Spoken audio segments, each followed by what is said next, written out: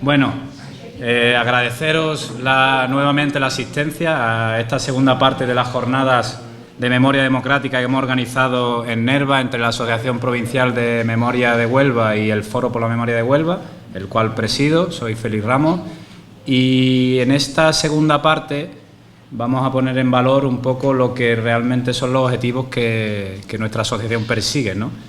Que más allá de recuperar nuestra memoria son buscar referentes de lucha y personas que lucharon por unos valores y unos ideales, y lo hemos representado un poco con la familia Jordén, ¿no? La familia Jordén Fernández, que es una familia bien conocida aquí en Nerva y que dentro de las dos ponencias que vamos a desarrollar entre Jesús Copeiro y yo, pues tienen mucha relación, lo que es el exilio republicano, que la mayoría de los hermanos Jordén pudieron o tuvieron la suerte, por decirlo de alguna forma, de exiliarse y luchar desde otras posiciones, ¿no? Desde el extranjero y no en España, y la represión contra el magisterio republicano, representado en dos hermanas, Maravillas y Coralia, que fueron represaliadas duramente, como fue duramente represaliado todo el magisterio republicano, por ser la punta de lanza de lo que representaba digamos, el referente republicano, que era la educación, ¿no? Entonces, sin más, voy a dar primero paso a Jesús Copeiro, que es investigador, viene de Valverde del Camino y tiene un libro bastante interesante y novedoso que es En tierra extraña y que trata precisamente del exilio republicano onubense. Esta es la contraportada del libro con algunos de los personajes que aparecen en el mismo. Romero Marín, de Nerva, llegó a ser teniente coronel del ejército ruso. Antonio Jordén, también de Nerva, entró en París con la 9, la famosa compañía de la división Leclerc. Juan Fornalino, de Huelva capital, aquí le vemos en la Legión extranjera. Aquí está José Malavé, de Valverde del Camino, también en la Legión extranjera. Dos chicas del Cerro del Andévalo, en una de las playas de Francia. El famoso poeta y premio Nobel mogoreño Juan Ramón Jiménez, exiliado en Puerto Rico, y Clemente Jordén, de la Granada de Río Tinto, miembro de la resistencia francesa en lucha contra los alemanes. La primera vez que supe del exilio y de la asistencia de republicanos españoles en los campos nazis fue en el mes de julio de 1967, durante mi estancia en Burdeos para aprender francés. Residía yo en una modesta pensión en el barrio de San Michel, un barrio antiguo, ocupado por exiliados españoles, en su mayoría anarquistas. Hablando con ellos supe de la asistencia de 10.000 republicanos españoles que fueron a parar a los campos de exterminio y me enseñaron sus fotografías con el mismo pijama a rayas que usaban los judíos. Aquello me impactó porque en España nada se sabía del tema. Los anarquistas de Burdeos también me contaron que los primeros soldados en entrar en el París ocupado por los alemanes fueron republicanos españoles de la división Leclerc, y que en el morro de sus vehículos blindados llevaban escrito nombres de las batallas que los republicanos habían ganado aquí en la Guerra Civil. Madrid, Guadalajara, Teruel, Belchite, Brunete, etc., ¿no? También me contaron que el general alemán, gobernador del Gran París, se entregó a uno de estos soldados republicanos, y que en el desfile de la victoria celebrado en los Campos Elíseos hacia el final de la guerra, junto a los generales francés, inglés y norteamericano, había un teniente republicano en representación de los españoles que habían facilitado la recuperación de París. Pues bien, vamos a empezar. Con la entrada de las tropas nacionales en Huelva capital, se producen las primeras fugas, las primeras huidas. Así, el 28 de julio del año 36, un grupo de dirigentes republicanos de Huelva huyen a Casablanca en este barco, el remolcador Vázquez López, de la Junta de Obras del puerto de Huelva. Este grupo de republicanos estaba formado por el presidente de la Diputación, Juan Tirado Figueroa, el alcalde de Huelva, Salvador Moreno Márquez, el alcalde del Jaraque, José Rodríguez González, el diputado a Cortes, Luis Cordero Bel, y algunos concejales. De Casablanca pasaron por vía férrea hacia Argel, y en Argel embarcan hacia la España republicana. También el 28 de julio del año 36 un grupo de dirigentes sindicales de la CNT, anarquistas de Huelva, huyen también a Casablanca en un pesquero, el Virgen de la Cinta número 1. De Casablanca pasan por vía férrea hacia Orán y ya no embarcan hacia Alicante, zona republicana. La mayoría de estos anarquistas, cenetistas de Huelva fueron destinados a la prisión provincial de Alicante para prestar servicio de guardia, servicio de vigilancia. Y en esta cárcel de Alicante se encontraba preso José Antonio Primo de Rivera, fundador y jefe nacional de Falange Española. Pues bien, 4 de estos cenetistas de Huelva formaron parte del piquete de ejecución que fusiló a José Antonio en la cárcel de Alicante el 20 de noviembre del año 36. De Isla Cristina también sale un grupo numeroso, 34 dirigentes republicanos. Huyen también a Casablanca en un pesquero, el Trementina, con el alcalde Manuel González Abreu a la cabeza. Y por último, de Ayamonte. De Ayamonte también huyen un grupo importante, entre 30 y 34 dirigentes, con el alcalde Manuel Flores Rodríguez a la cabeza y 11 de sus concejales. La mayoría del consistorio ayamontino huyó en este barco, el Guadiana, también denominado el barco de las boyas, porque era el encargado de poner estas boyas en el canal de entrada de la barra de Ayamonte. Ante el avance de las tropas nacionales por la provincia de Huelva, muchos onubenses buscaron refugio en la vecina Portugal, máxime aquellos que vivían cerca de la raya, cerca de la frontera. Pero claro, la dictadura del presidente Salazar era afín a los militares sublevados y Portugal devolvía a España a los refugiados. Esto fue lo que le pasó al alcalde de Valverde del Camino, Juan Fernández Romero, que entró en Portugal en busca de refugio, fue apresado por la guardia portuguesa que le entregó a las tropas nacionales. Y desde entonces del alcalde nunca más se supo. Por eso Portugal nunca fue tierra de exilio, sino que fue tierra de tránsito hacia otros países. No obstante, hubo 7 onubenses que permanecieron varios años en Portugal, protegidos por la población portuguesa que los ocultó y no los denunció. El exilio hacia el norte de África tuvo lugar a lo largo del mes de marzo del año 39, es decir, un mes antes de la derrota republicana. Este es el Stambrook, un viejo carguero británico, un barco carbonero, que fue el último barco en salir del puerto de Alicante antes de que las tropas italianas del general Gambara tomaran la ciudad. Este barco transportó a 3.000 refugiados desde el puerto de Alicante al puerto de Orán, en el norte de África. En el barco iban 12 onubenses. La fotografía está sacada en el puerto de Orán en abril del año 39. Como veis, el barco está totalmente escorado, está totalmente inclinado por el exceso de carga. No es de extrañar, 3.000 personas en un cascarón. Así permanecieron durante un mes. Las autoridades coloniales francesas impidieron que desembarcasen antes. Los republicanos fueron llevados, como digo, en el Stambrook de Alicante a Orán. Inicialmente fueron llevados a los campos de refugiados de Suzori y Morán, al sur de Argel, pero a las pocas semanas fueron llevados a los campos de trabajo de Bouarfa y de Colombechar, en el desierto, para trabajar en la construcción de un ferrocarril, el llamado ferrocarril transsahariano, una obra faraónica sin sentido. Tuvieron que construir este tramo, desde Bouarfa a las minas de carbón de Kenafsa, un tramo de 165 kilómetros a base de pico y pala y con temperaturas abrasadoras de 50 grados. En este tramo trabajaron 2.000 republicanos españoles y entre ellos había 20 onubenses. Una vez finalizado este tramo, el carbón de Kenafsa ya se pudo transportar por vía férrea hacia Orán y aquí embarcar hacia Italia y Alemania.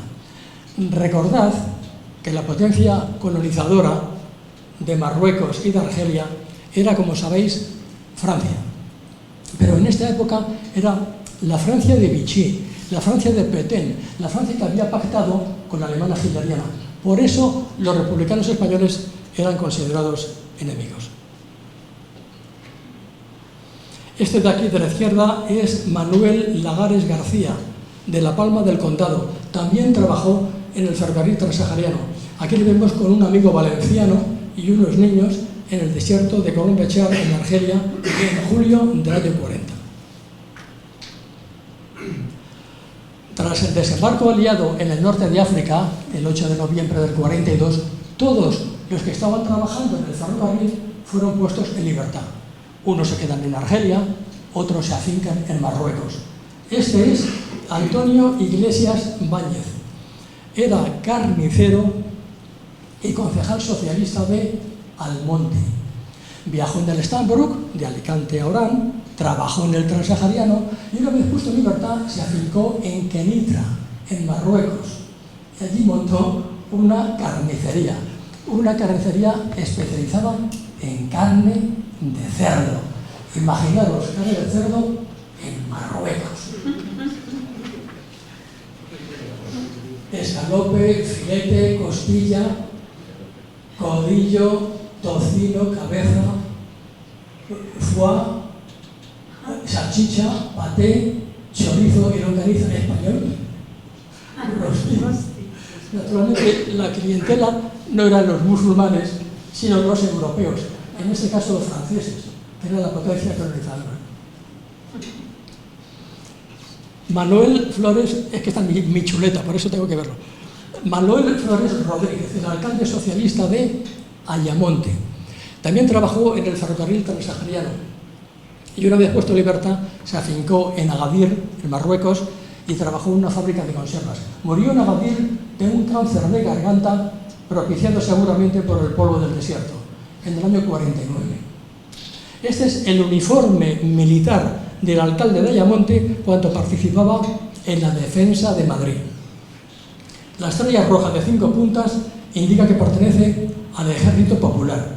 El bordado alrededor de la estrella indica que pertenece al comisariado político. Y la barrita horizontal situada a ambos lados del emblema de infantería indica que es comisario de compañía.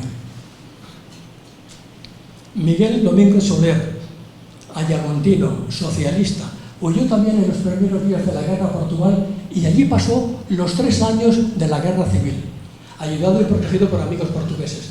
Finalizada la guerra, embarcó en Lisboa rumbo a Casablanca y, como es normal, empezó a trabajar en una fábrica de conservas. Pero al producirse el pacto entre Petén y Hitler, fue considerado enemigo por ser republicano español y llevado a trabajar al ferrocarril transsahariano. Una vez puesto en libertad, se afincó en Agadir, en Marruecos, y trabajó en una fábrica de sardinas. Se casó con una mujer marroquí y el matrimonio regresó a Ayamonte en el año 83, una vez instaurada la democracia en España. Él murió en Ayamonte y la mujer marroquí regresó a su país.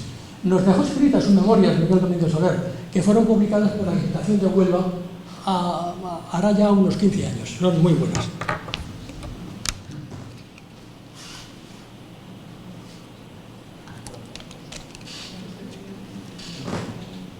Este que está aquí agachado es Diego García Gómez. Era panadero, confitero y concejal socialista del Ayuntamiento de Huelva capital. Aquí le tenemos fotografiado en Argel junto a un amigo y paisano suyo, Francisco Fornalino, también de Huelva. La fotografía está sacada en Argel en el año 45. Diego García Gómez también trabajó como panadero para las fuerzas norteamericanas destinadas en Argel una vez naturalmente efectuado el desembarco aliado en el norte de África. Tras la derrota del Ebro y la caída de Barcelona, 500.000 de personas cruzaron la frontera francesa en busca de refugio. Esto ocurrió la última semana de enero y primeras semanas de febrero del año 39. En la fotografía vemos a un grupo de soldados republicanos que entregan sus armas en un puesto fronterizo francés y están a la espera de pasar a Francia. Estos son los gendarmes franceses. Soldados sucios, cubiertos de polvo, llenos de piojos, y numerosos civiles, ancianos, mujeres, niños, con sus maletas y sus mantas a la espera también de pasar a Francia. Un grupo de soldados republicanos entran en Francia guiados por un gendarme francés. Mirad la nieve que hay en las montañas. Estamos en los peores días del invierno del año 39. Francia no se esperaba este éxodo. Medio millón de personas entran en Francia de golpe. Francia no tenía nada previsto, no tenía nada preparado. Los refugiados fueron internados en las playas del sur de Francia, cerca de la frontera española. Las playas de Argelès, Saint-Cyprien, Bargaré. Se trataba de playas desiertas, playas inhóspitas, sin barracones para protegerse del frío y de la lluvia, sin agua potable, no había letrinas. Los refugiados tenían que dormir en el suelo, en la arena de la playa. Ahí hacían un pequeño hueco, se acurrucaban y se tapaban con sus capotes y mantas. Las playas estaban rodeadas de soldados negros senegaleses. Se estima en unos 15.000 los republicanos que mueren en estas primeras semanas a causa de las diarreas y de las enfermedades bronquiales. Recuerdo una frase que dejó escrita Federica Montseny, la que fuera ministra de Sanidad en la República, era de la CNT, anarquista, que pasó por nuestros campos y que decía: teníamos como cama la arena de la playa, como calefacción la luna, en aquella posada de la estrella, indicando que dormían a la intemperie, que dormían al aire libre. He representado los principales campos de refugiados del cerca de un centenar que hubo, ¿no? Y aquí está Coñur, os sonará, ¿verdad? Es un pequeño pueblecito que está situado a unos 10 kilómetros de la frontera española.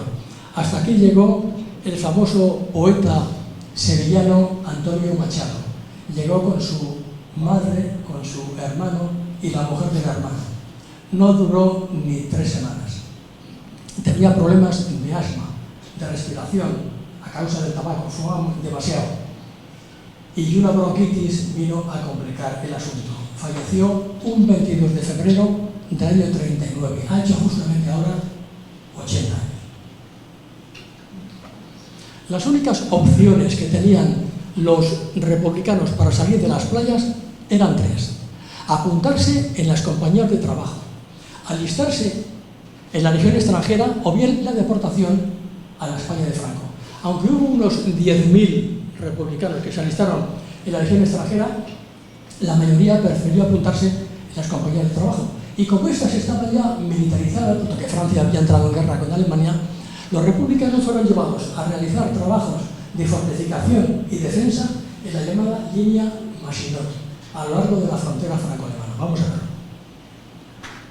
Fijaros, esta es la línea Maginot, una barrera de acero y hormigón a base de búnkeres, casamatas, trincheras, túneles, fosas anticarro de 400 kilómetros de longitud que recorría la frontera entre Alemania y Francia.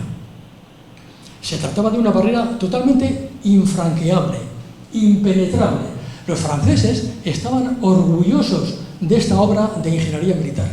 Pero claro, cuando Alemania decide invadir Francia, no ataca frontalmente la línea Maginot, hubiera sido impensable, sino que invade 2 países neutrales, como eran Holanda, Bélgica, bordea la línea Maginot y sorprenden por la retaguardia a sus defensores. Es decir, los cogen por la espalda. Los alemanes capturan a 10.000 republicanos españoles. Llegado el momento, Hitler pregunta a Franco: tengo 10.000 españoles presos, ¿qué hago con ellos? Franco consulta con su cuñado, el ministro de Asuntos Exteriores, Serrano Suñer, y contestan diciendo que no quieren saber nada de ellos, que no son españoles.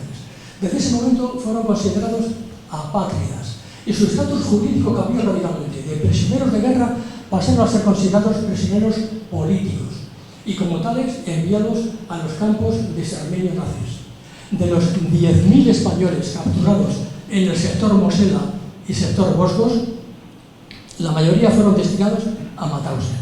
Y de los 10.000, 7.000 de ellos allí fallecieron.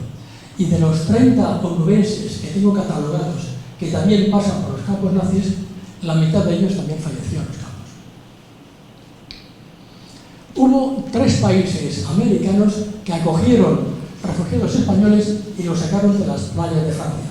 Fueron República Dominicana, Chile y México. República Dominicana acogió a unos 3.000 refugiados españoles. Entre ellos había 6 onubenses.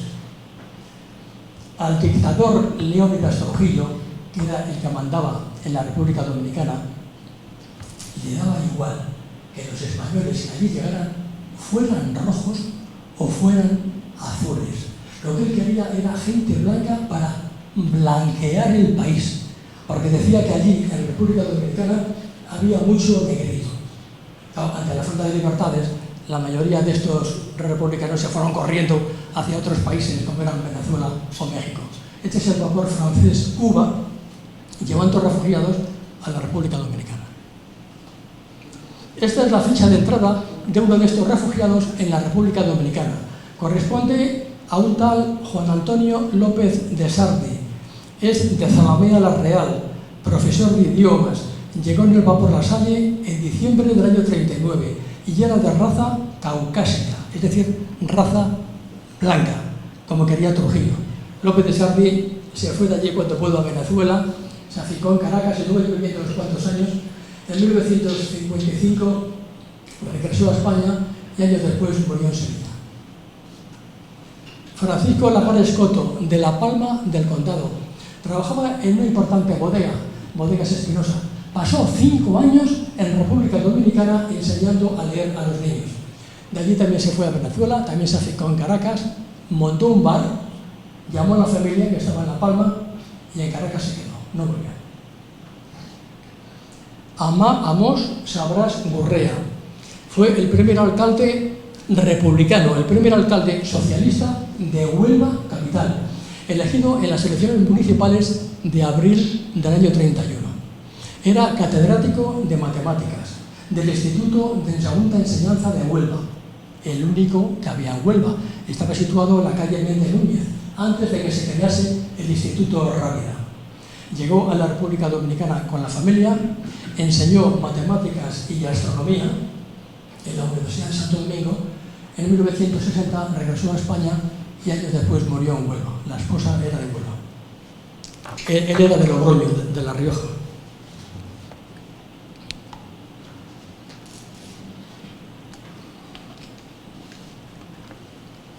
Chile también acogió un buen número de refugiados. El poeta chileno Pablo Neruda fue comisionado por el gobierno chileno para fletar este barco, el Winnipeg, y transportar a 2.300 refugiados desde el puerto francés de Burdeos al puerto chileno de Valparaíso. En el barco iban 4 onubenses. Uno de ellos es este, José Rodríguez González, el alcalde socialista de Aljaraque. Es uno de los que habían huido ya en el remolcador Vázquez López de Huelva a Casablanca. Aquello fue en el 36, ahora estamos ya en el 39. Cuando llega a Chile era viudo. A la esposa la habían fusilado en Cartaya. En Chile se casa con esta mujer que veis en la foto y él trabajó de inspector en la compañía de tranvías de Valparaíso. Tampoco volvió. Tiene una calle dedicada en Corrales, toda la avenida que atraviesa Corrales, que va desde la autopista de Punta Umbría hasta los almacenes de Leroy Merlin, y lleva su nombre. Acordaros cuando paséis, pone alcalde José Rodríguez González. Este es el que va a Chile. Los hermanos Sebastián y Domingo González Martín. Sebastián, el del bigote, era el alcalde socialista de Sanlúcar de Guadiana. Los dos hermanos también viajan en el Winnipeg a Chile, y en Chile se afincan en Talcahuano, una ciudad situada al sur de Santiago. Allí trabajan en la industria pesquera. Sus esposas y sus hijos se quedaron en Sanlúcar de Guadiana y nunca más volvieron a ver. Y México acogió al mayor número de refugiados. México acogió entre 20.000 y 25.000 españoles. Entre ellos había un centenar de onubenses. Imaginaros, 100 onubenses acaban en México. A México fueron los intelectuales y los líderes políticos, es decir, la élite del exilio, la flor innata del exilio. ¿Cómo conseguía esto México? Bueno, pues la Embajada de México en París lo que hacía era distribuir en los campos de las playas a los que querían ir a México les daban unos impresos, unos formularios que tenían que rellenar. Tenían que poner el nombre, la profesión, la actividad política o sindical, en definitiva, el currículum. En México escogió a los mejores, se llevó a los académicos, a los ingenieros, a los médicos, a los abogados, a los maestros, a los periodistas, a los poetas. Bueno, pues tan importante era este grupo y tanta influencia ejerció sobre el gobierno mexicano que durante 40 años nunca hubo relaciones diplomáticas entre México y la España de Franco. Es más, México reconoció al gobierno republicano del exilio. Este grupo tan importante, tan numeroso de españoles, tenía su propio colegio para los niños que llevaron ellos al exilio, el Colegio de Madrid. Tenía su propio instituto, el Luis Vives. Tenía su propio Ateneo, un Ateneo español. Tenía su propio sanatorio, un sanatorio español. Hasta tenían un panteón español en el cementerio.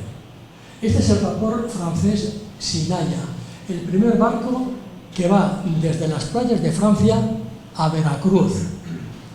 Junio del año 39. En el barco van 1.600 españoles y entre ellos hay 6 onubenses. Este es un documento de la Embajada de México en París. El embajador mexicano en París era Narciso Bassols, uno de los que escogía a los mejores. Este documento dice que Manuel Vela Rachón, agricultor, era de Escacena del Campo, es admitido como exiliado político y puede viajar en el vapor Sinaya, el vapor que hemos visto antes. A la llegada a Veracruz, aquí aparece un sello de que todos los pasajeros han pasado la inspección sanitaria. Manuel Vela Rachón se casó con una mujer mexicana, tuvo 2 hijos y tampoco volvió. Este es Miguel Hermoso, el alcalde socialista de Río Tinto. También acabó en México. Allí trabajó en una importante editorial, la editorial Aguilar. Murió allí soltero. La novia que tenía en Río Tinto no le pudo acompañar, ya que se quedó al cuidado de 3 sobrinitos que habían quedado huérfanos. Al padre le habían matado en los sucesos de la Pañoleta, a la entrada de Sevilla, al inicio de la guerra. Luis Huete, maestro nacional de Huelva, capital. También acabó en México, pero allí no trabajó en la enseñanza, se dedicó al comercio. Se casó con esta mujer mexicana que veis en la foto, tuvo 2 hijas, se afincó en Cuernavaca y allí falleció. Una de las hijas, Paquita Huete, que es idéntica a la madre y es también maestra como el padre, nos ha facilitado la historia y las fotografías. Octavio Alba, periodista de Huelva capital, también acabó en México. Le encantaba el cine, era un gran apasionado del cine. De hecho, llegó a ser director de una importante revista mexicana de cine, denominada Cine Mundial. Escribió los guiones de 2 películas y trabajó de extra en otras 2 películas. Aquí lo tenéis hablando con el famoso director de cine español Luis Buñuel, también exiliado. La fotografía está sacada en México en el año 62. Luis Cordero Bel, de Huelva capital, farmacéutico, abogado y diputado a Cortes por Huelva. Llegó también a México con la familia. Él se afincó en la capital, en el Distrito Federal, y trabajó de representante de productos farmacéuticos. Tampoco volvió. Durante la Guerra Civil fueron evacuados a Rusia 3.000 niños españoles con sus maestros. Eran niños procedentes de las provincias del norte de España, Asturias, País Vasco. Los padres no querían que estuviesen aquí durante la guerra y los enviaron a Rusia. Otros niños fueron evacuados a Inglaterra, a Holanda, a Bélgica. Durante la Guerra Civil también fueron a Rusia un grupo de alumnos para hacer un curso de piloto de aviación. Y al final de la Guerra Civil fueron a Rusia los dirigentes políticos y los militares afines al PC, al Partido Comunista. En total fueron a Rusia 4.200 españoles. Entre ellos había 5 onubenses. Uno de ellos es este, Juan Beltrán, de Puebla de Guzmán, que fue a Rusia a hacer un curso de piloto de aviación. La República necesitaba pilotos y enviaba a la gente joven a Rusia para formarse. Pues bien, estando allí en Rusia, le pilló el final de la Guerra Civil y ya no pudo volver a España. Iniciada la invasión de Rusia por Alemania en junio del 41, Juan Beltrán se unió a la guerrilla soviética para luchar, para combatir a los alemanes, con tan mala suerte de que fue capturado por los alemanes y fusilado en agosto del 42. Pedro González, de Corteconcepción, un pueblecito de la sierra, se come muy bien, como sabéis. Este era miembro del PC. También fue a Rusia, también se unió a la guerrilla soviética y llegó a ser teniente de la guerrilla soviética. Aquí le tenéis fotografiado con su uniforme ruso, sus 2 estrellas de teniente, fotografiado en Moscú en el año 45. Fue repatriado a España en el año 56 y falleció en Barcelona. Romero Marín. ¿A que sí? Romero Marín, de aquí, de la ciudad. Este era un miembro destacado del PC, pero no a nivel local, no, a nivel nacional. También fue a Rusia y llegó a ser teniente coronel del ejército ruso. Bueno, ya lo era aquí también, en la guerra de España.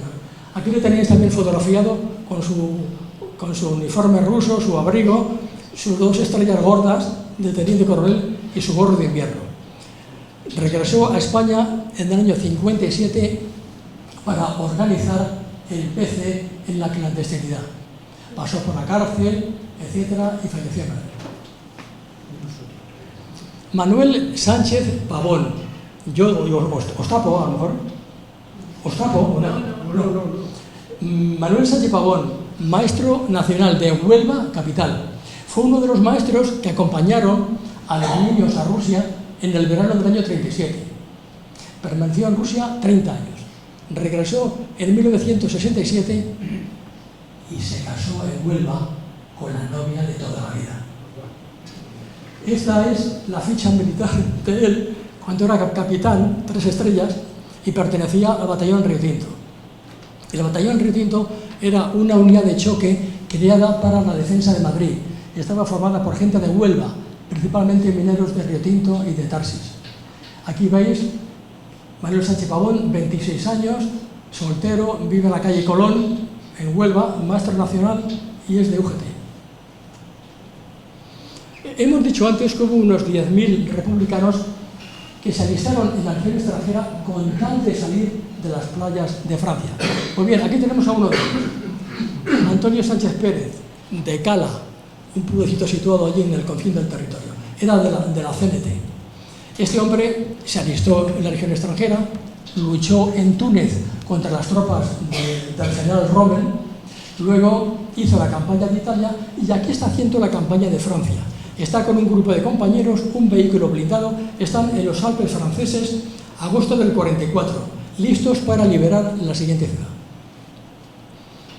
Estas son las medallas obtenidas por este hombre, Antonio Sánchez Pérez, un hombre de campo que no sabía leer ni escribir. Impresionante, ¿verdad? Juan Fornalino, de Huelva capital, también se alistó en la legión extranjera, pero fue capturado por los alemanes en la batalla de las Ardenas, en Bélgica, hacia el final de la guerra. Años después se reenganchó de nuevo en la legión extranjera y fue enviado a Indochina. Desde allí envió esta fotografía a su madre en el año 53. Tuvo suerte de salir de Indochina semanas antes de la derrota francesa en Dien Bien Phu, cuando Francia perdió el Imperio colonial. José Malavé, de Valverde del Camino, zapatero, con 18 años fue llamado a filas por los nacionales, pero cuanto pudo se pasó al bando republicano en el frente de Córdoba. Pasó a Francia, también se alistó en la legión extranjera, también luchó en Túnez contra las tropas de Rommel, luego desembarcó en el sur de Francia, en la Provenza, para hacer la campaña de Francia. Aquí está José Malavé, el de Valverde del Camino, el zapatero, con un casco y un cigarrillo. La compañía, la unidad, es francesa, pero está equipada con material norteamericano. Tanto el casco como la vestimenta, como el armamento, son americanos. Si no fuera por estos gorros tipo barco o incluso la típica boina francesa, diríamos que son soldados norteamericanos, pero no, son soldados de la Legión extranjera francesa. Hace mucho frío, los soldados van bien abrigados, hay nieve al suelo, hay nieve al tanque, están en Alsacia, enero del 45, listos para cruzar el Rin y penetrar en Alemania. Esta es la placa de identidad del valverdeño José Malavé, la que tenía aquí colgado al cuello, en caso de morir poder ser identificado, ¿no? Le han puesto Josué en vez de José, no sabemos por qué. Este es el certificado de buena conducta del valverdeño José Malavé, soldado de segunda clase, por haber servido con honor y fidelidad a las banderas francesas. José Malavé, al final de la guerra, se casó con una mujer francesa, tuvo 5 hijos y, a pesar de haberse nacionalizado francés, nunca quiso volver a España, nunca más volvió a Valverde. No se fiaba. Tenemos 30 onubenses en la resistencia francesa, 30, algunos con cargos importantes, teniente, capitán, etc. Estos hombres realizaban actos de sabotaje contra locomotoras, vías férreas, puentes, postes eléctricos, postes telefónicos, asaltaban comisarías, atacaban convoyes militares, recogían alijos de armas lanzados por los británicos en paracaídas. Bueno, Francia está llenita de monumentos en recuerdo a sus guerrilleros caídos. Este monumento se encuentra en Eusset-les-Bains y recuerda a 14 guerrilleros caídos. Tiene la particularidad de que uno de estos guerrilleros es un español, un onubense, uno de Zalamea la Real, llamado José León. Esta es la placa con las fotos y esta es la placa con los nombres. Vamos a verlo con detalle. Esta es la placa con las fotos de los 14 guerrilleros caídos. Aquí está el medallón con el nombre de José León, como digo, el único onubense, y es de Zalamea la Real. Y esta es la placa con los nombres de los 14 guerrilleros caídos. Aquí tenéis a José León, Zalamea la Real, España, fallece con 29 años. Y fallece en el combate de Eusset-les-Bains, el 25 de agosto del año 44. Dice: gloria a nuestros valientes francotiradores y partisanos franceses caídos por la liberación de Francia. Excepto este, que tiene 40 años, la mayoría son todos muy jovencitos. Los hermanos Gabriel y Melchor, 22 y 20, Henri con 24, Robert con 17, André con 20, y hay un González, con ese, que tiene 23. Miembros de la resistencia francesa en un pueblo francés. Reconocemos a esta de camisa blanca y correaje, que es Antonio del Valle de Paterna del Campo, el que salía en la portada del libro. Llegó a ser teniente de la resistencia y actuó en el departamento de Lot, al norte de Toulouse, en el año 44. También estuvo en la resistencia Sebastián Poveda Caballero. Dice que nació en Huelva. No, nació en Puebla de Guzmán y llegó a ser capitán de la 15 Brigada de Guerrilleros Españoles. Se da el caso de que cuando algunos de estos onubenses pasaban a Francia y les preguntaban de qué pueblo sois, pues en vez de decir el pueblo, pues somos de Huelva, Huelva.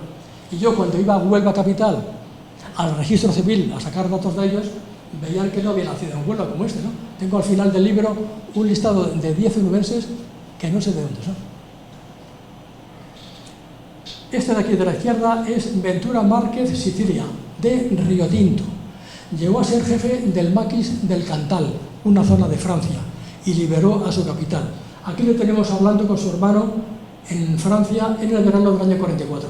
Algunas fuentes citan a Ventura Márquez como coronel. Manuel Camps, de Bollullos, Par del Condado. Llegó a ser capitán de la resistencia, y se distinguió en la toma de la ciudad de Albi, en Francia, en el verano también del año 44. Toda la guerrilla actuaba en el 44. Este es Agustín Romero Díaz, ayamontino.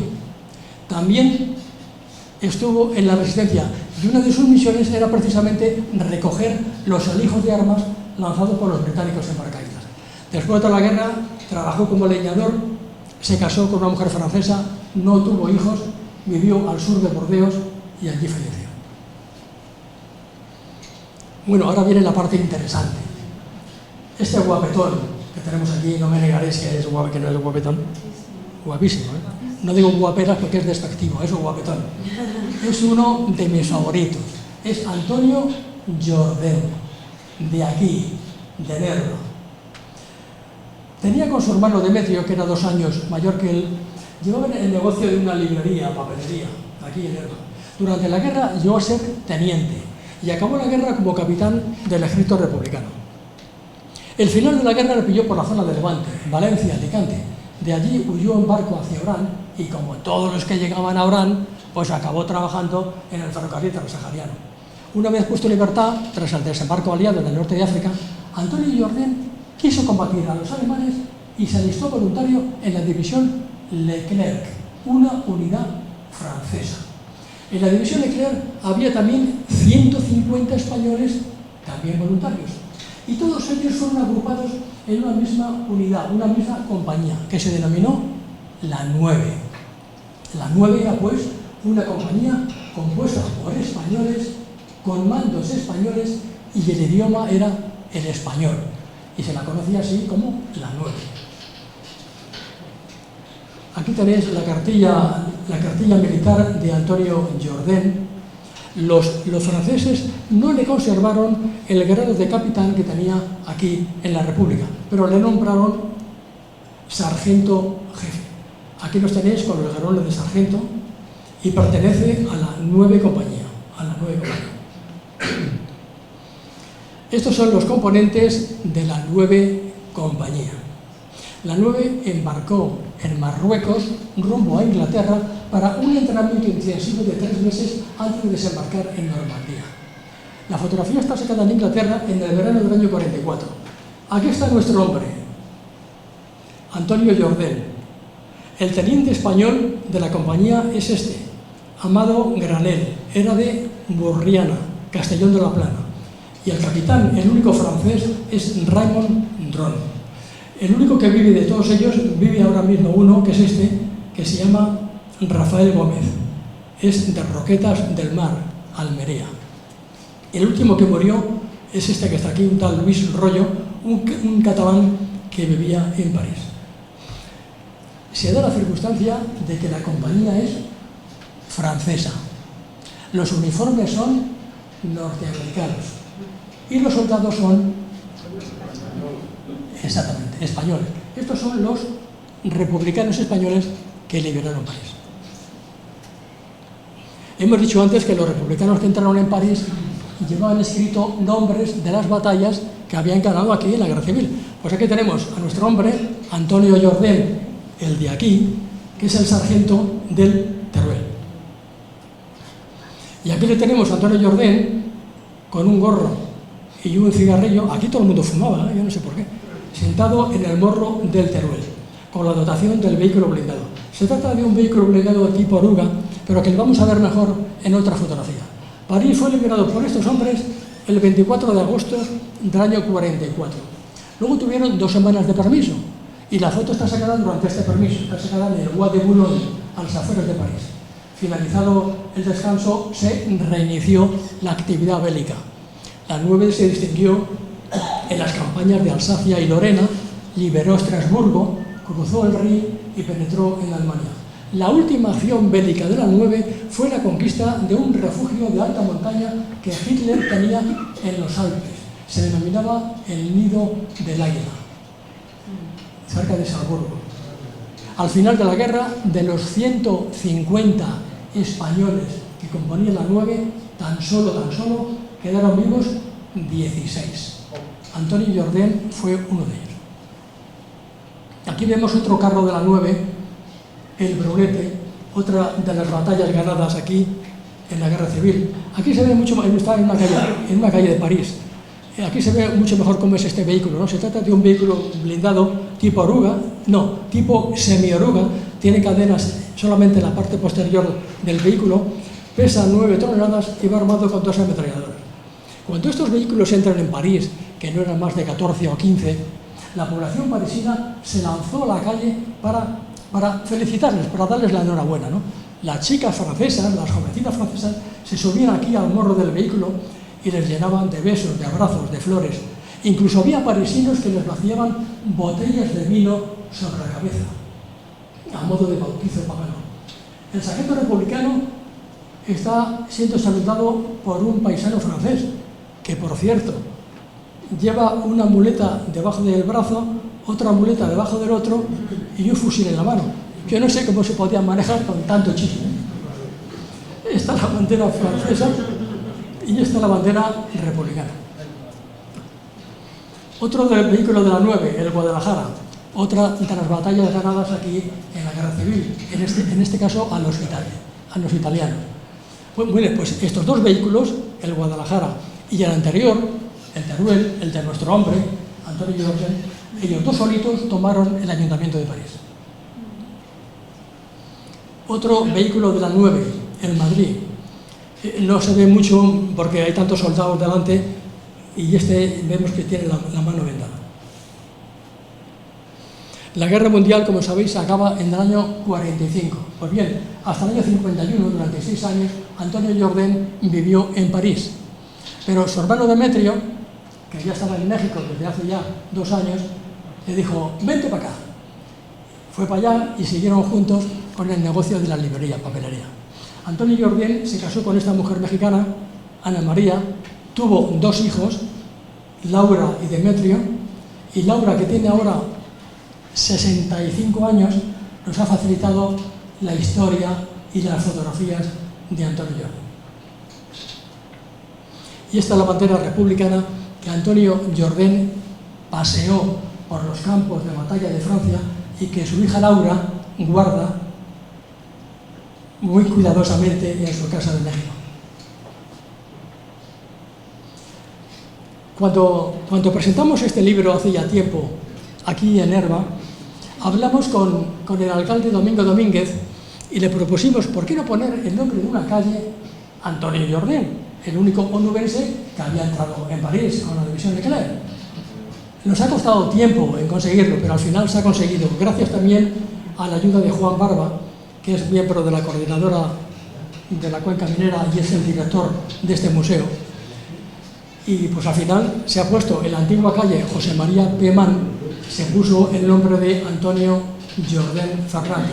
Esta calle es la que va a dar al Hotel Vázquez Díaz. La fotografía es de Rafael Cortés. Y este es un detalle de la calle y todo el texto que está aquí es el que está sacado del libro.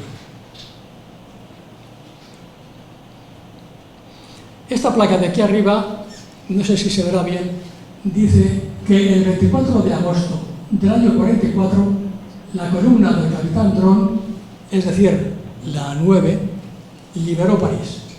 Pues bien, 60 años después, en el 60 aniversario, el 24 de agosto del año 2004, los franceses por fin colocaron estas 2 placas en una de las fachadas del Ayuntamiento de París. La segunda placa dice que el componente principal de la columna del capitán Dron eran republicanos españoles. Hasta este momento, la participación española en la liberación de París estuvo oficialmente silenciada. De Gaulle, el general de Gaulle, nunca dijo que los españoles habían entrado los primeros en París. Siempre dijo que eran franceses. Hombre, bien, se trataba de una unidad francesa, pero lo que de Gaulle nunca dijo es que esa unidad francesa estaba compuesta por republicanos españoles. Yo entiendo que durante la guerra, y debido a la propaganda, de Gaulle no podía decir que París había sido liberado por los rojos españoles. Tenía que decir que eran franceses. Pero hombre, podía haber dicho que eran españoles al final de la guerra, en los años 50. Pues no, era muy cabezota, muy chauvinista.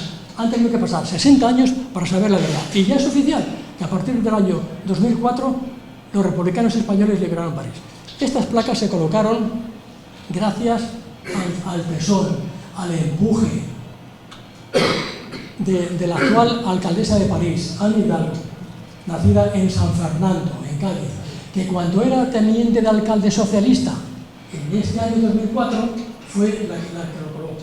Pero no solamente están puestas este par de placas en la fachada del ayuntamiento, hay otras 12 o 14 pares de placas en todo el recorrido que hace la 9, desde que entra en París por la Puerta de Italia hasta el ayuntamiento de París. Aquí está el general de Gaulle y el general Leclerc el que forma la división Leclerc, pasando revista a los republicanos de la 9. ¿Cómo no iba a saber de Gaulle que eran españoles si en el morro de los vehículos blindados llevaban escrito nombres españoles? Aquí lo que había era una cierta rivalidad, una cierta pugna entre de Gaulle y el general americano Eisenhower. De Gaulle quería que los franceses entrasen los primeros en París, antes que los americanos. Cuando la población parisina supo que los aliados estaban cerca de la ciudad, se levantaron contra los alemanes formando barricadas en las calles. Entonces, de Gaulle le dice a Leclerc: manda corriendo una sección tuya a París para que ayude a los sublevados y de paso entráis antes que los americanos. Y Leclerc envió a la 9. ¿Por qué? Porque era una unidad de choque, una unidad formada por gente experta, gente experimentada, como eran estos republicanos, que ya tenían 3 años de guerra civil a sus espaldas. Esa fue la razón por la cual la 9 entró en París. Y aquí tenéis a los carros de la 9 desfilando por los campos elíseos al haber sido la primera fuerza militar en entrar en París, al fondo del Arco del Triunfo. ¡Viva de Gaulle! Y aquí tenemos al teniente español Amado Granell conduciendo su propio vehículo y encabezando toda la marcha del desfile. ¿Os sonará alguna de estas caras? Seguro, ¿no? Bueno, en el año 2015, la actual alcaldesa de París, Ana Hidalgo, inauguró una placa en una plaza jardinada cerca del Ayuntamiento de París en recuerdo de los republicanos españoles que habían liberado la ciudad, ¿no? A ese acto de París asistieron los actuales reyes de España. 2 años después, en el 2017, se repitió la misma operación en Madrid. Calle Alcalá Arriba, en la zona de la Ciudad Lineal, se inauguró también una placa en unos pequeños jardines que hay allí. Al acto asistió la alcaldesa de París, la alcaldesa de Madrid, Manuela Carmena, y Rafael Gómez, el único superviviente de la 9. Al acto me invitaron por haber hecho el libro del exilio y pude hablar con este hombre, Rafael Gómez. Tenía 96 años hace 2. Supongo que seguirá vivo, porque esto nunca muere. Tendrá ahora 98. Vive con su hija en Estrasburgo, la ciudad que está cercana a la frontera alemana, ¿no? Él fue zapatero en su juventud. Y le di la enhorabuena de que por fin la 9 había entrado en Madrid, aunque fuera 70 años más tarde. Recordemos que la consigna de esta gente, todos los españoles que estaban luchando en Europa, lo que querían era derribar al nazismo y entrar aquí para derribar al franquismo. La consigna de estos hombres era París, Berlín, Barcelona, Madrid. París, Berlín, Barcelona, Madrid. Pero como sabéis, pues no pudo ser. Pero al final llegó. Y esta es la placa que se inauguró en Madrid hace 2 años. Jardín de los combatientes de la 9, a los españoles republicanos antifascistas que continuaron su lucha en el exilio. Héroes de la liberación de París, agosto del 44. Si vais a Madrid, pues la podéis ver. Ya estamos acabando. Francisco Méndez Moreno, zapatero, malverdeño. Su quinta fue movilizada por el Ejército Nacional, pero al saber que su padre y 2 de sus tíos habían sido fusilados en el cementerio de Beas, se pasó al bando republicano en el frente de Teruel. Pasó a Francia, fue destinado a la línea Maginot, fue apresado por los alemanes que lo enviaron al campo de exterminio de Mauthausen. Allí pasó 4 horribles años. Esta es la famosa cantera de granito del campo de exterminio de Mauthausen. Todos los deportados tenían que pasar por aquí, tenían que subir bloques de piedra, de granito, de 20 kilos a la espalda, por una escalera interminable, una escalera de 186 peldaños, una escalera que nunca se acababa, la llamaban la escalera de la muerte, muy vertical, como veis al comienzo, ¿no? Y los presos subían en filas de 5 en 5, a golpe de martillo, como si de esclavos de Roma se tratase, ¿no? Los alemanes los tiraban, los empujaban, muy pocos sobrevivían a estos trabajos. Aquí se ve una garita y otra garita de los guardas. Un grupo de republicanos españoles con el mismo pijama a rayas que usaban los judíos, arrastrando una vagoneta de tierra. Francisco Méndez, el valverdeño, se libró de estos trabajos gracias a su oficio de zapatero.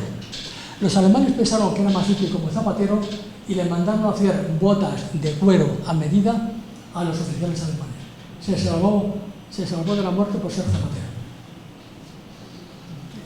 El peso medio de los deportados en Mauthausen era de unos 40 kilos, unos auténticos, fijaros unos auténticos esqueletos vivientes. ¿Y qué piernas tienen los americanos? Mauthausen fue liberado por los americanos el 5 de mayo del año 45.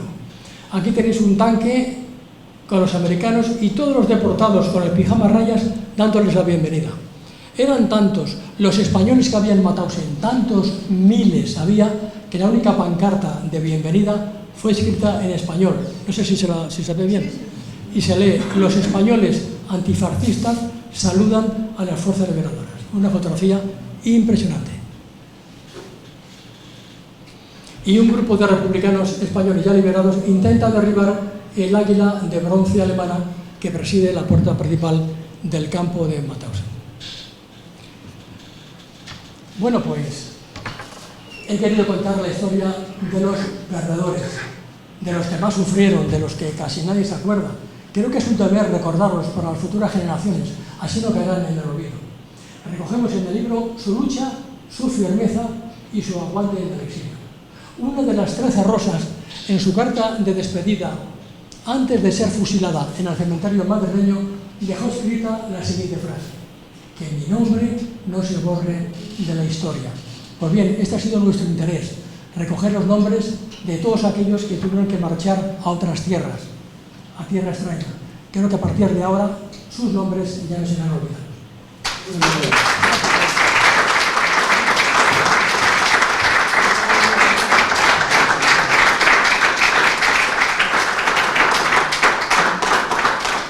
Muchas gracias. La memoria, a nuestro entender, no son cifras, no son las de muertos, de víctimas, es mucho más que eso. Para nosotros es una lucha ideológica, es recuperar valores y referentes de lucha como los que acabamos de vivir con su ponencia, personas que nunca se rindieron a la derrota, que no se resignaron y siguieron luchando por un mundo mejor, ¿no? Y yo creo que esos valores son los que tienen que prevalecer hoy más que nunca. Y no porque ahora esté la extrema derecha gobernando en muchos lugares o porque se cierna esa amenaza. Realmente siempre estuvieron ahí. Pasa que nunca fue necesario que salieran a la luz, ¿no? El régimen que tenemos actualmente, bueno, pervivió o digamos se perpetuó, ¿no? Mejor dicho, ¿no? Y bueno, y el franquismo, el tardofranquismo lo seguimos viviendo y no tenemos un régimen de libertades, ¿sabe cómo se pretendió crear en la Segunda República, ¿no? Y eso es lo que vengo yo también a hablar hoy, humildemente, porque no es una temática que yo controle. Si queréis realmente hablar saber más del magisterio republicano onubense, hay un libro buenísimo, se llama La represión contra el magisterio onubense, que es de Manuel Reyes Santana y Juan José de Paz, y la verdad que es un trabajo espléndido y desarrolla bastante la magnitud de lo que fue la represión contra el magisterio, ¿no?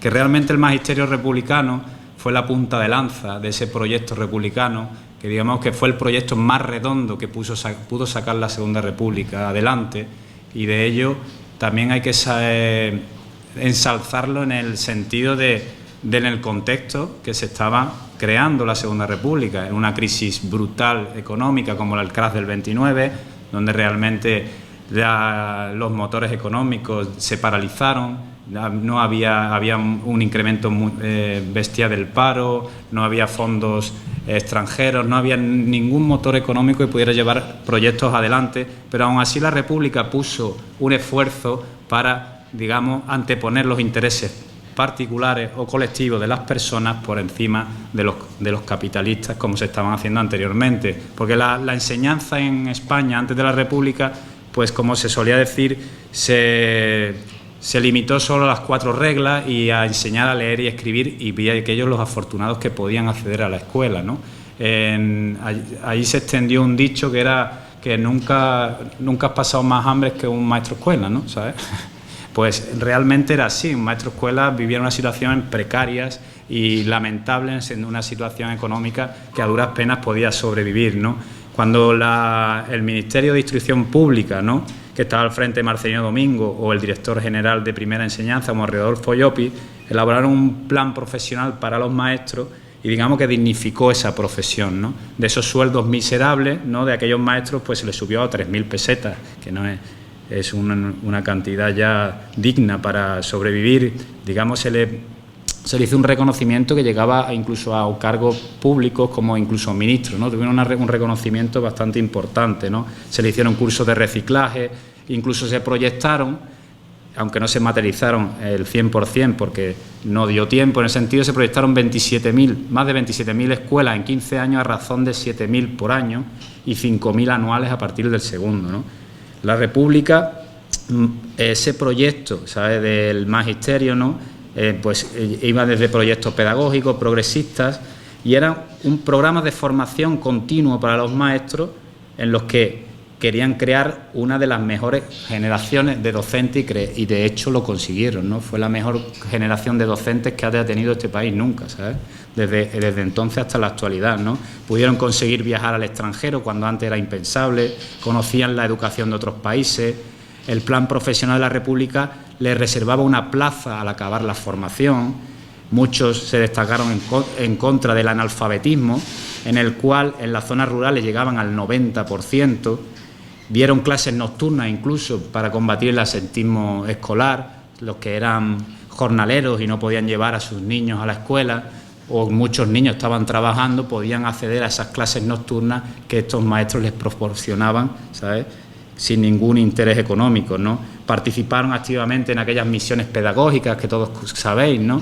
Ese proyecto pedagógico que organizó el Ministerio de Instrucción Pública, accediendo, llevando la cultura a pueblos que eran inaccesibles, que prácticamente muchos pueblos, dadas las prácticamente nulas infraestructuras que había en el país, pues había aldeas que se llegaba prácticamente en burro, ¿sabes?, o en mula, no había ese acceso, y allí pudieron conocer muchas familias jornaleras lo que significó el teatro, la poesía o incluso el cine, ¿no? También sabéis lo de La Barraca de García Lorca, que llevaba el teatro, etcétera, etcétera, ¿no? Este proyecto republicano fue lo que, digamos, más daño le hizo a uno de los poderes hegemónicos de este país, el eterno poder eclesiástico, que realmente nunca le va a perdonar a la República que le quitaran la escolarización, las escuelas, ¿sabes? Y eso va a ser perseguido duramente por la jerarquía eclesiástica hasta el comienzo del golpe de Estado y la posterior dictadura, ¿no? En ese sentido, la Iglesia, digamos, fue la que ejerció la represión del magisterio junto a los falangistas y a los alcaldes de los pueblos, ¿no? En esa represión estamos hablando que 60.000 maestros que ejercían la profesión en el verano del 36, más de 15.000 fueron fusilados o apartados de la enseñanza por defender, como ellos decían, ¿sabes?, la educación laica, ¿no?, o la escuela popular que promovía la República, ¿no? En ese sentido, estas escuelas pues sufrieron un vacío de docentes, que incluso se habla en la época que comprometieron incluso el curso escolar del 36 y del 37 a la falta de docentes. Fue terrible, digamos, la represión que ejercieron contra el magisterio, una represión descontrolada que en los primeros inicios, como decía, llevó a cabo la Falange y los alcaldes falangistas que, bueno, fueron designados por el gobierno franquista, ¿no?, en ese sentido. Concretamente el magisterio en Huelva tiene una característica especial, porque tanto en muertes físicas como en represiones de todo tipo está en vanguardia, desgraciadamente, en el sentido que fue la provincia más castigada de toda España, donde más personas se mataron en proporción. Estamos hablando de más de 8.000 personas que fueron asesinadas en esta provincia desde el año 36 hasta el 45, donde más se ejerció la represión en distintos colectivos, como el magisterio. Huelva fue la segunda provincia que más represión sufrió el magisterio, por debajo de Barcelona nada más, ¿sabes? Es la segunda provincia, ¿no? Imaginaros la magnitud que llegaron a ejercer aquí en Huelva, donde realmente no se persiguió a la Iglesia por dar educación. La Iglesia, por ejemplo, los maristas cambiaron simplemente el nombre de su colegio. En vez de llamarse los maristas, le pusieron Colegio Colón y siguieron ejerciendo su doctrina católica como siempre ha ido ejerciendo. O sea, realmente no se les prohibió la enseñanza religiosa, sino, bueno, se sabía que lo hacían, pero el proyecto republicano seguía avanzando hacia esa escuela popular, libre y gratuita, y nunca se llegaron a meter en ese sentido con la Iglesia, pero aún así fueron denostados y perseguidos, ¿no? Cuando estalla el golpe de Estado, el proceso de depuración de la enseñanza cercenó el 18% de los maestros, ¿no?, del colectivo profesional en toda Andalucía, de los cuales en Huelva hay contabilizados 22 maestros que fueron asesinados en esa primera etapa represiva, ¿no?, en ese terror caliente que se suele denominar, ¿no? 22 maestros, ¿no? Incluso se llegó a perseguir a los aspirantes a docentes. Había 496 docentes que ejercían la profesión en julio del 36, y habría que añadir 100 aspirantes que fueron represaliados también, ¿no? No solo llegaban a los docentes, sino incluso a aquellos que todavía no han tenido la oportunidad ni de ejercer, ¿no? Imaginaros la magnitud, ¿no? De los asesinatos de los maestros, un 3,83%, como decía, fueron los que les costaron la vida, ¿no?, por su profesión. Y hay que añadir a aquellos docentes que estaban fuera de la provincia ejerciendo de maestros y que sufrieron las consecuencias, ¿no?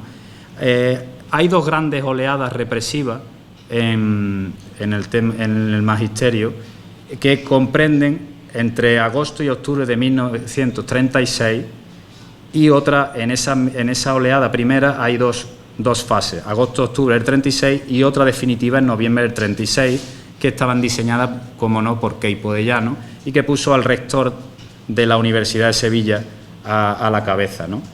La primera fase fue inicialmente llevada por, como decía Cristóbal ayer, ¿no?, los que acusaban eran los comandantes de la Guardia Civil, eran los que redactaban los informes, los que decían, digamos, el delito que habían cometido estas personas, y son los que iniciaban un expediente de depuración, ¿no?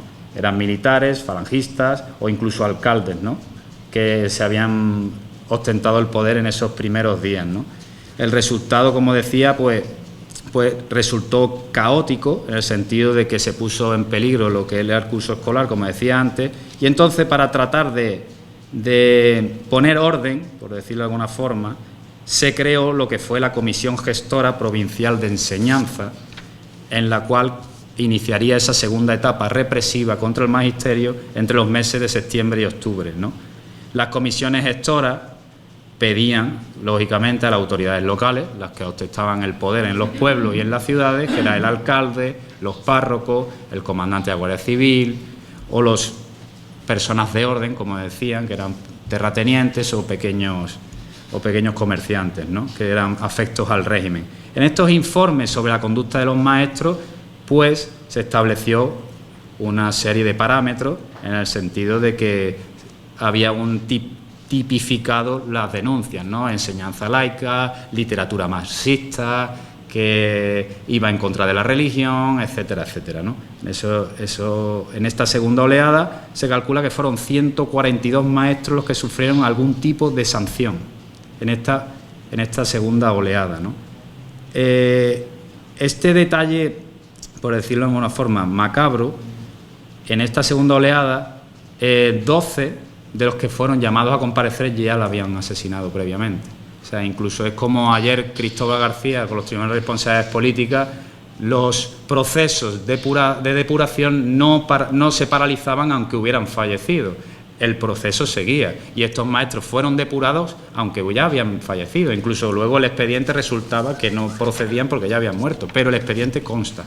Yo tengo un expediente de una maestra de Castillejo, Llano de los Castillejos, que fue asesinada en noviembre del 36, pero tiene un expediente de depuración de 7 páginas, donde curiosamente hay un señor que de una empresa conocida del pueblo que testifica en contra de la maestra y que, bueno, y dice una serie de cosas que nos ponen los pelos de punta y que luego voy a poner con el caso de Maravillas y de Coralia, ¿no?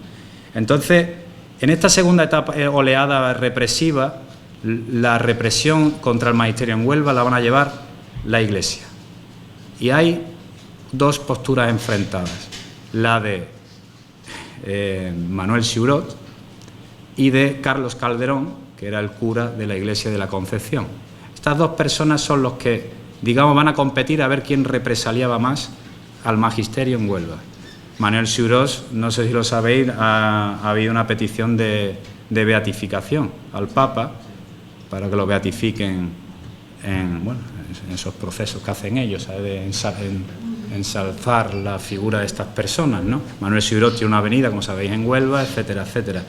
Manuel Siurot, si no lo sabéis, compartió micrófono con Queipo de Llano en Sevilla, etcétera, etcétera, ¿no? Y se destacó con la represión en Huelva y, sobre todo, se destacó en la represión contra el magisterio republicano nubense y, como digo, competía con Carlos Calderón, que era el párroco de la Iglesia de la Concepción.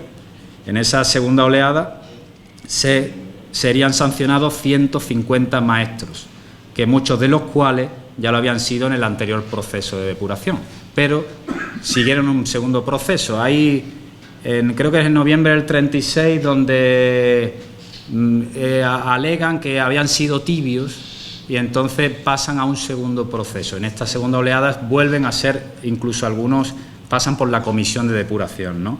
Entonces, en resumidas cuentas, en total, durante el periodo de la Guerra Civil fueron imputados el 42,54% de los profesores de la provincia, casi la mitad, siendo 182 los que fueron sancionados, un 30,54%.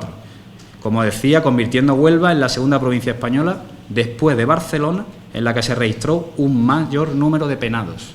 73 docentes sufrieron una separación temporal de sus cargos, mientras que para 63 la separación fue definitiva.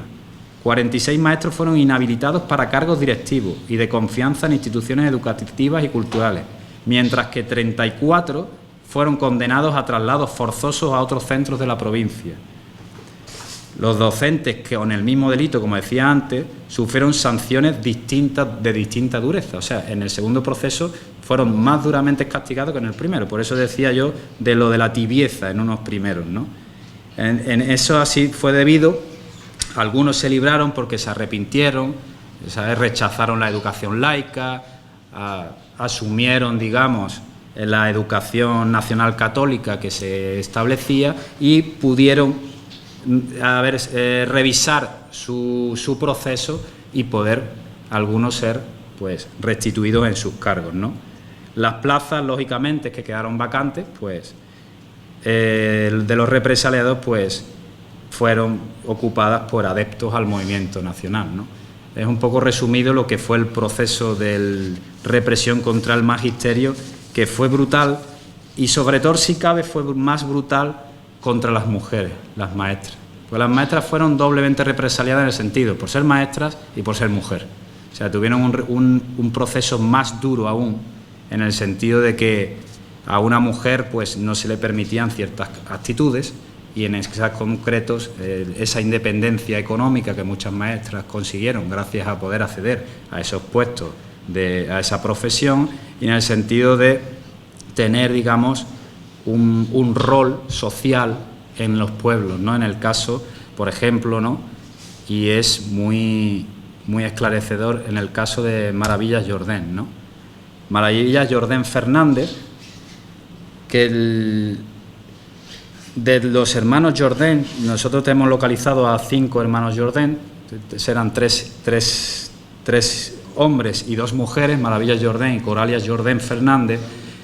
De los 5, 4 pudieron exiliarse, menos Maravillas Jordén. Maravillas Jordén, que nació en Nerva en el año 1895, era maestra en Rosal de la Frontera.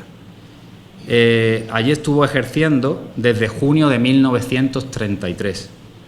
Y se dice, o eso decían en el Consejo de Guerra, que estaba afiliada al Sindicato de la Enseñanza de UGT-FT, y lo que supone por lo que fue acusada, que decía que quería poner en valor en las aulas lo que la Segunda República propugnaba, una educación pública, obligatoria, gratuita, activa, laica, bilingüe y solidaria. Realmente era, como decía Cristóbal ayer, a lo legal en ese momento. Eso es la educación en la Segunda República y era la legalidad y había que ejercerla, con lo cual ellos propugnaban, aparte de propugnar con esas ideas, era realmente el programa educativo de la Segunda República, ¿no?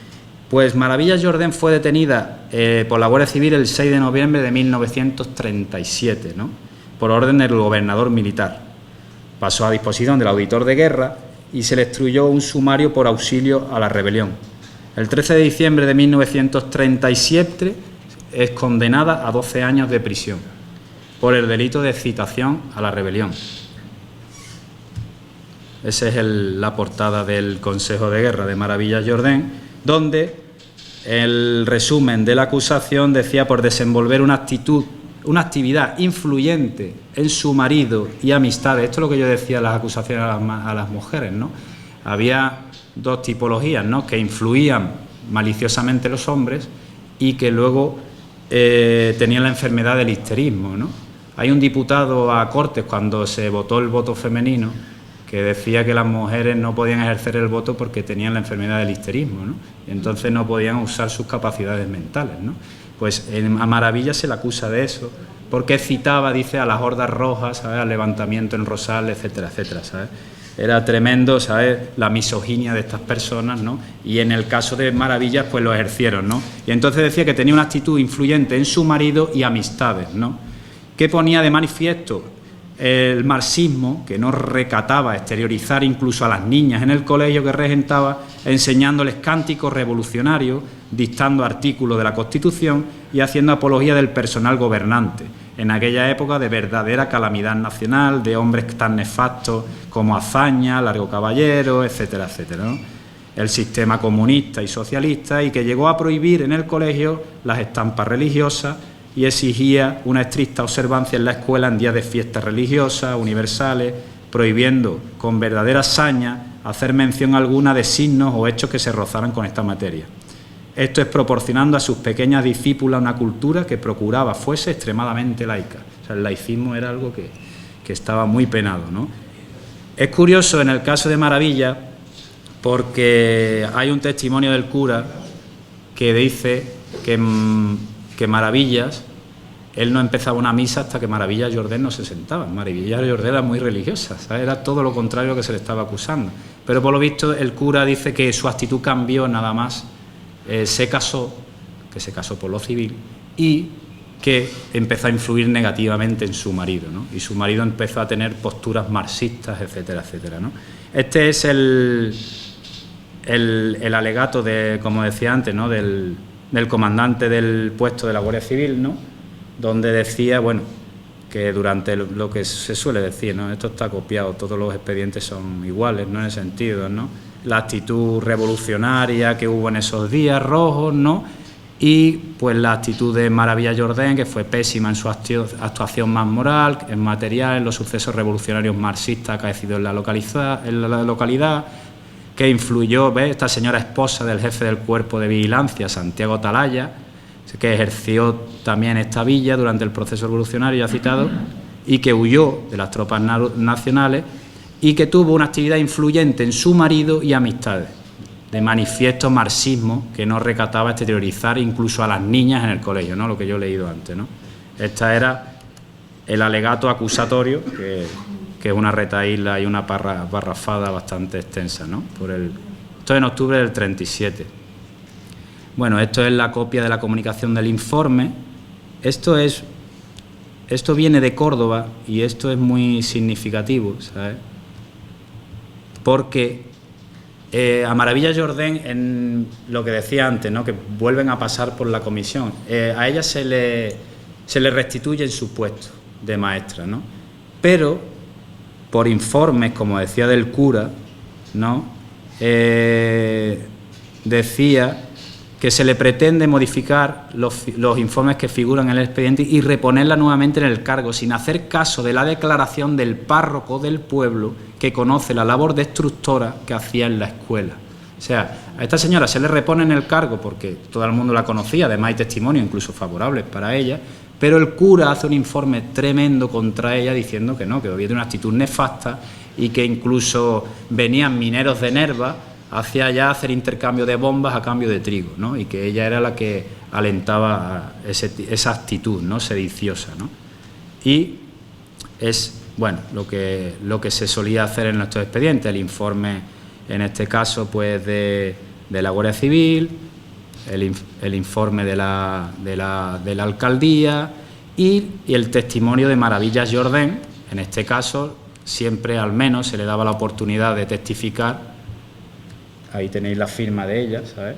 Y bueno, ella testifica que lo que comentaba antes, ¿no?, que ella tenía la labor docente que se tenía en esa época y que, bueno, que ella era religiosa, que tenía amistades incluso con el cura párroco, con la familia del cura párroco y que visitaba su casa frecuentemente y, bueno, yo no entendía las acusaciones que se formulaban contra ella, ¿no? Aquí está el testimonio del cura, que, bueno, no me voy a extender mucho más, ¿sabes?, porque no hay tiempo, pero sí me voy a detener en este documento porque es muy significativo. Esta es la declaración de la inspectora de primera enseñanza, ¿no? Se destituyó a la anterior inspectora y se puso a una de confianza afecta al régimen, y que es curioso porque esta señora dice que en su visita a la escuela no pudo observar nada anormal bajo el punto de vista político-social, que hace constar que en la época funesta del Frente Popular los maestros en general restringían mucho sus manifestaciones particularmente, pero hace constar que los que sentían los ideales izquierdistas siempre lo dejaban ver en su labor en la escuela. Y en ese sentido, Maravilla, dentro de la escuela, no se le presentaba ninguna tendencia sectaria. Y que hay que tener en cuenta que las leyes vigentes por entonces en materias pedagógicas eran de por sí sectarias, pero repite que no observo en la inculpada ninguna extralimitación en el cumplimiento de su deber. O sea, incluso la inspectora, entre comillas, habla bien de ella, ¿no? En ese sentido, pues, a Maravilla la sentencia se hizo ejecutoria y se supone que debía haber quedado en libertad el 2 de noviembre de 1949. El 22 de septiembre del 38, el director de la prisión certificó su buena conducta y destinó un documento al juez instructor para que iniciase un indulto sobre ella.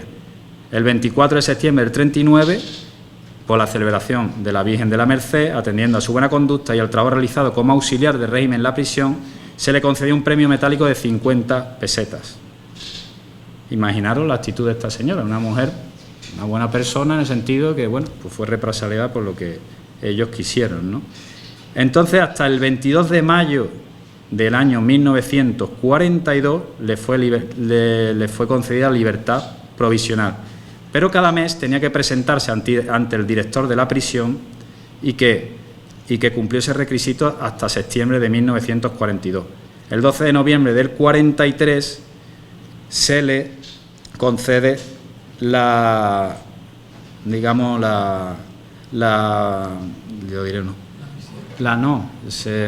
le reduce la condena, a 8 años y que finalizaría en noviembre del 45. En enero del 43 se le modificó la fecha y el 12 de abril se le concede la libertad definitiva, ¿sabes? 12 de abril de 1943. Maravilla Jordén ejerció años después en el Colegio San Ramón de Huelva y que este colegio la acogió, incluso conociendo su separación definitiva del servicio y su condena a 12 años, ¿no? Trabajó allí durante poco tiempo hasta que por fin pudo recuperar su plaza en Rosar de la Frontera, mientras se resolvía la revisión, que no tuvo la revisión hasta abril de 1947, donde se formuló su reincorporación definitiva, ¿sabes? Este documento que muestro aquí me lo encontré en el ABC de marzo de 1979. Su marido huyó el 20 de agosto de 1936 y nunca más se supo de él. No se sabe, no ha encontrado nada, no hay un documento, no hay nada que se sepa dónde acabó el marido. Entonces, en esa época, en el 79, muchas viudas empezaron a formular escritos, ¿sabes?, edictos, exigir que se hiciera un edicto para que certificara que era un desaparecido o había fallecido para poder cobrar una pensión de viudedad. Y esto es en marzo de 1979, según edicto del juez de primera instancia de Aracena, ¿no? Y ese es el caso de Maravilla Jordén, que es tremendo, como le pasó a muchas maestras en ese sentido, ¿no? Otro caso, y no me queda mucho tiempo, es el de Coralia Jordén, que era su hermana. Este es el expediente del Tribunal de Responsabilidades Políticas, porque Coralia Jordén, que era maestra, veraneaba en Valencia, porque su marido, que era el secretario de aquí de Nerva, que era Enrique Virlanga Rosés, era secretario del Ayuntamiento de Nerva, pero en verano se iba a Valencia, a su pueblo, y esa fue la suerte que tuvieron, porque allí les cogió el golpe de Estado y no pudieron regresar a Huelva. En el verano del 39, una vez acabada la guerra, un paisano de Nerva los reconoció en Valencia y los delató a la policía, advirtiendo su ideología. El marido fue detenido y encarcelado, ella pudo huir y pasar a Francia, siendo internada durante unos meses, como contaba Jesús, en un campo de refugiados de Sete, población situada en el sudeste francés. Después volvería a España y se reuniría con su marido, pero mientras había un proceso de depuración contra ella que se inició en marzo de 1937 y se le condenó a la separación definitiva de su puesto como maestra. Años después, cuando volvió y se reunió con su marido en España, empezó a impugnar su expediente, pero no consiguió su reposición hasta 1967. O sea, se llevó 30 años separada del magisterio, ¿sabes? Pero fue repuesta con unos condicionantes. Con traslado dentro de la provincia, no pudo ejercer en Nerva, y estaba inhabilitada para ejercer puestos directivos. O sea, su labor era simplemente de maestra, no pudo nunca ejercer cargos directivos, ¿no? En el expediente se le acusó de los siguientes supuestos: tener ideas, tendencias o manifestaciones de ideas políticas de izquierda, propaganda de partidos políticos, proselitismo, captación, coacción, lectura asidua de publicaciones de ideología izquierdista, inculcación de ideas de izquierda al alumnado. La propuesta y la resolución final del expediente fue la misma: separación definitiva y baja en el escalafón. Coralia falleció en Valladolid el 9 de enero de 1989. Eso es lo que el resumen de lo que le sucedió a muchísimos maestros, y sobre todo a las maestras fueron represaliadas, ¿no? Eso, digamos, resumidas cuentas, fue lo que constituyó la educación en la Segunda República, y que por esos compromisos sociales, ¿no?, que eran lograr la democracia, garantizar los derechos de todos los ciudadanos y ciudadanas y modernizar el país, y que al fin y al cabo se trataba de configurar un Estado docente en defensa de la República y capaces de educar a ciudadanos y ciudadanas comprometidos con la construcción de una nueva sociedad, y que dejara atrás el pasado, el oscurantismo, ¿no?, la España cañí, ¿no?, como se decía en aquella época, ¿no?, en esa España donde realmente las clases más desfavorecidas no podían vivir y vivían en un sistema casi feudal. Pues ese es el proyecto republicano, y que se materializó en el proyecto de educación, y que por eso precisamente fueron duramente perseguidos, ¿no? Y ese fue, al fin y al cabo, lo que padecieron los maestros y maestras de la Segunda República, ¿no? Así que muchas gracias.